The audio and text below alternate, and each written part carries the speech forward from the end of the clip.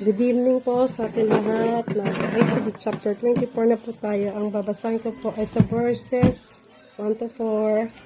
Sabi po rito, pinagtibay ang kasunduan. Pagkatapos sinabi naman ni Yahweh kay Moises, umakyat ka rito sa bundok. Kasama mo sina Aaron, Nadab, Abihu at ang 70 sa mga pinuno ng Israel. Sumamba kayo sa lugar na malayo sa akin. Ikaw lamang ang makakalapit sa akin. Sabihin mo naman sa mga taong bayan na huwag aakyat sa bundok. Lahat ng iniutos ni Yahweh ay sinabi ni Moises sa mga Israelita. Ang mga ito na may sabay-sabay na sumagot. Lahat ng iniuutos ni Yahweh ay susundin namin. For last verse, isinulat ni Moises ang lahat ng utos ni Yahweh. Kinabukasan, maagang-maaga siyang nagtayo ng altar sa paanan ng bundok. Nagtayo rin siya ng 12 bato na kumakatawan sa 12 lipi ni Israel. Purihin ang Diyos sa pagbabasa ng kanyang mga salita. God bless po. Magandang umaga po sa ating lahat. Nasa Exodus chapter 24 po tayo at ibabasa ko po si Ayet para po sa kanya ang verses 5 to 7 sa Tagalog version. Sabi po rito, pagkatapos inutusan niya ang mga kabataang lalaki na mag-alay sa Panginoon ng mga handog na sinusunog at mag-alay din ng mga toro bilang handog para sa mabuting relasyon sa Panginoon. Kinuha ni Moises ang kalahati ng dugo at inilagay ito sa mga mangkok at iwinisik sa altar ang kalahati. Kinuha rin niya ang aklat ng kasunduan at binasa ito sa mga tao at sumagot ang mga tao. Susundin namin ang lahat ng sinabi ng Panginoon. Susundin namin siya. Purihin ang Diyos sa pagkabasa ng kanyang mga salita. God bless po. Magandang umaga po sa inyo lahat. Ang isishare ko po ngayon, Exodus chapter 24 verse 8 to 10. Pagkatapos kinuha ni Moises ang mga mangkok ng dugo at pinisikan ang mga tao, sinabi niya ang dugong ito ang siyang katibayan ng pakikipagtipan ginawa sa inyo ni Yahweh sa pagbibigay sa inyo ng kautosang ito. Umakyat nga sa bundok sina Moises, Aaron, Nadab, Abihu at ang 70 pinuno ng Israel. Dooy nakita nila ang Diyos ng Israel, ang kanyang tungtungan ay parang bughaw na sapero at nakakasilaw na parang langit. Amen. Magandang gabi po sa lahat. Ang babasahin ko po ngayon ay makikita sa Exodus chapter 24 verse 11 to 13. Ngunit walang masamang nangyari sa kanila kahit nakita nila ang Diyos at sila'y kumain doon at uminom. Si Moises sa bundok ng Sinai. Sinabi ni Yahweh kay Moises, umakyat ka dito, maghintay ka at ibibigay ko sa iyo ang mga tapyas ng batong kinasusulatan ng mga kautusan at ng mga tagubilin. Sinulat ko ito upang maging tuntunin ituturo mo sa mga tao. Umakyat nga si Moises kasama ang lingkod niyang si Josue. Yun lang po. Amen. Dito po sa talata ng aking binasa ay makikita po natin na bago po umakyat si Moises sa bundok ay kanya pong sinabi sa mga pinuno po ng mga Israelita na kung sakaling magkakaroon ng mga usapin ay si Aaron at Hur po ang lapitan. At makikita po natin ang bundok po ng Sinai ay nalukuban po ng kawalatian ni Yahweh sa loob po ng 6 na araw. Ito'y nabalot po ng ulap. At nung ikapito pong araw ay tinawag po si Moises ni Yahweh. At nakita din po ng mga Israelita ang kawalatian ni Yahweh na para po naghiningas na apoy sa taluktok po ng bundok. At ito po ay tumagal at ito po ay nanatili sa bundok sa loob po ng 40 araw at 40 gabi. So salamat po sa Panginoon sa pagbasa po ng kanyang banal na salita. God bless po. Mapagpalang gabi po sa ating lahat. muli po tayo mag-share ng ating pong daily devotion. Dito na po tayo ngayon sa Exodus chapter 24 at aking pong verse na babasahin ay mula po dito sa verse 14 hanggang 18 po. At sinasabi nga po dito sa talatang ito, verse 14 po, bago siya lumakad, sinabi niya sa mga pinuno ng Israel, hintayin ninyo kami rito, kasama ninyong maiiwan sina Aaron at Hur. Sila ang inyong lapitan kung sakaling magkakaroon ng anumang usapin sa inyo. Makyat si Moises sa bundok at ito'y natakpa ng ulap. Ang bundok ng Sinai ay nalukuban ng kaluwalhatian ni Yahweh. 6 na araw itong nabalot ng ulap. Ng ikapitong araw, si Moises ay tinawag ni Yahweh mula sa gitna ng ulap.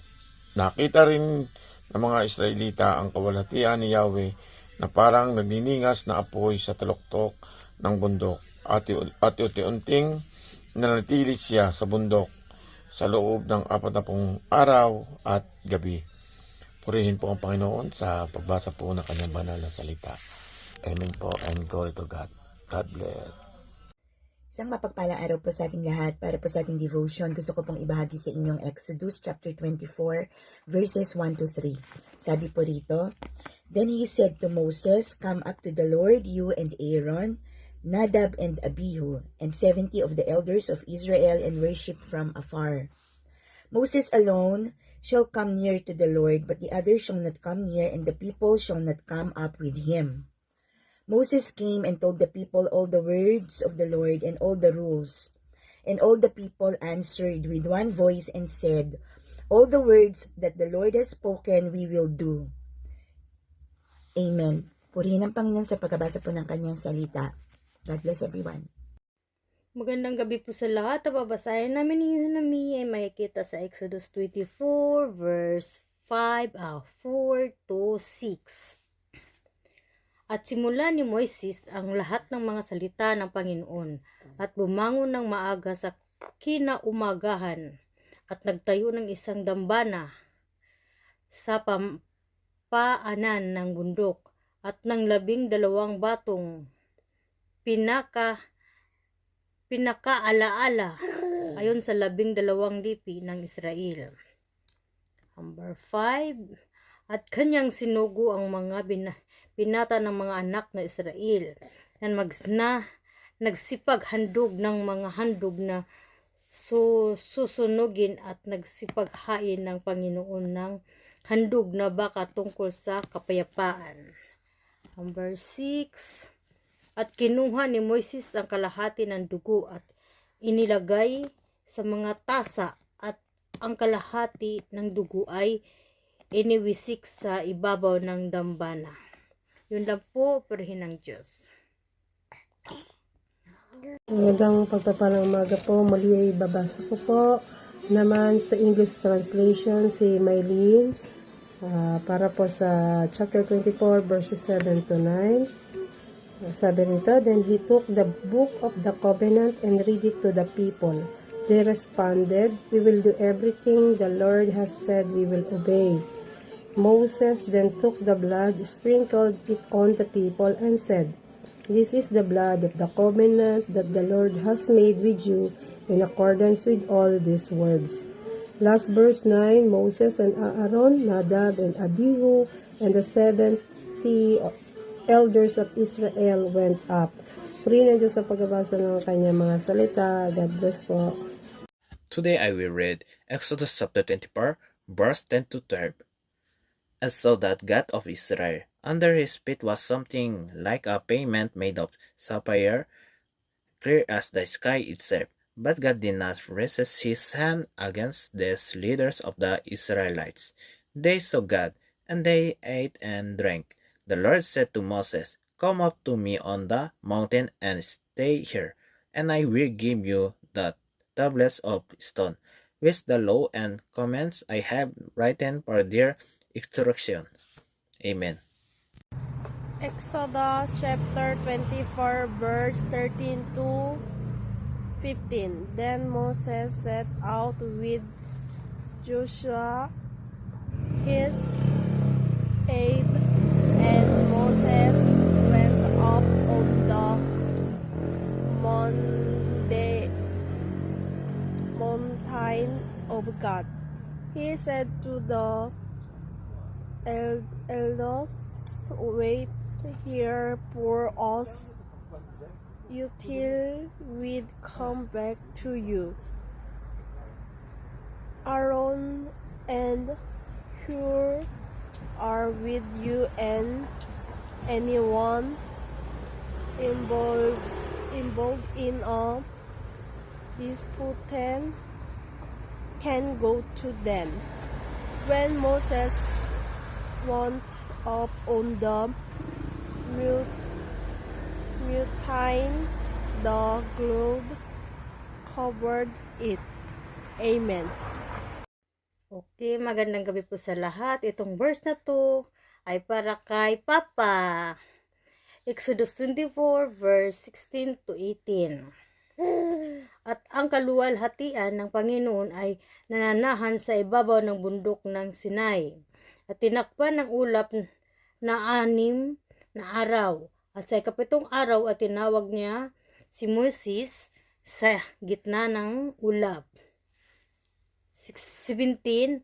At ang anyo ng kaluwalhatian ng Panginoon ay paris ng apoy na nanunupok sa ibabaw ng taluktok ng bundok sa harap ng mga mata ng mga anak ni Israel. 18. At pumasok si Moises sa gitna ng ulap at sumasampa sa bundok, at si Moises ay natira sa bundok na 40 araw at 40 gabi. Yun lang po, purihin ng Diyos.